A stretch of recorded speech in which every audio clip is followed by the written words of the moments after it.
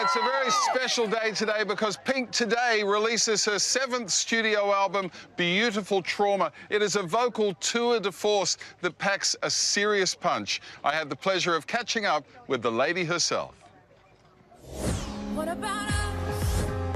What about all the times you said you had the answer? You're no stranger at taking on a president. You've done that before.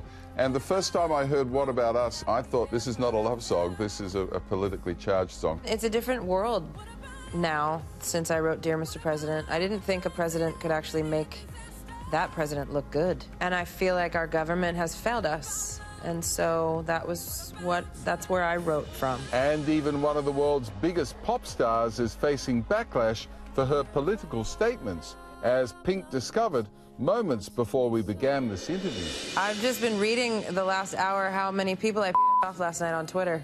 It's been an interesting 12 hours. What did you do? I was reading all of the fascinating things that our president is doing, all the things he has time to do. And I just decided to go on a Twitter rant. And I started saying that he's doing a terrible job, and a more terrible job than every other job he's been terrible at. But then I decided to try and be hopeful and at least a little optimistic, and I said, there's still hope for you. I think you could turn it around. And then that was the one that actually everybody off the most.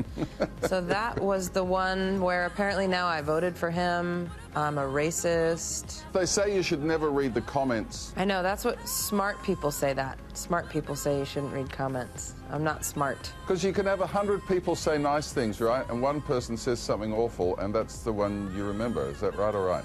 That is absolutely right. I'm that way at concerts, too. I can see 9,999 people having fun, and I'll pick out the one person that maybe had to drive their sister there.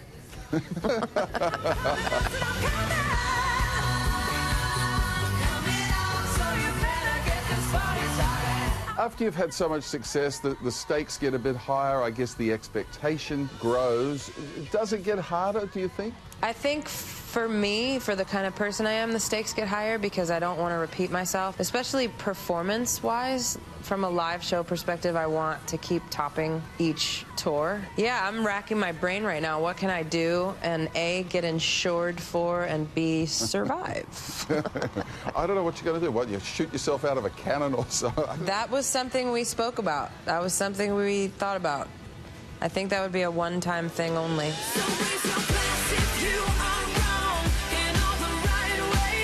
Let's not forget you're a mother of 2 these days. I mean, how's all that going? It's going well, I think. They're healthy and they like each other. I was worried that Willow really wasn't going to take to this little guy. It was some rough going at first, but 1 is 1 and 2 is 10. That saying is very true.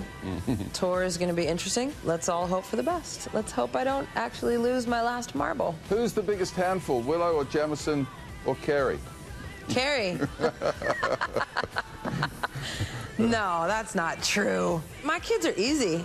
Actually, I'm going to change that. My answer is going to be me. I'm the biggest handful.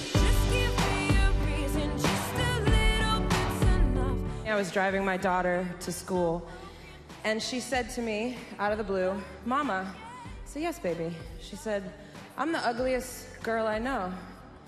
And I said, "Huh?"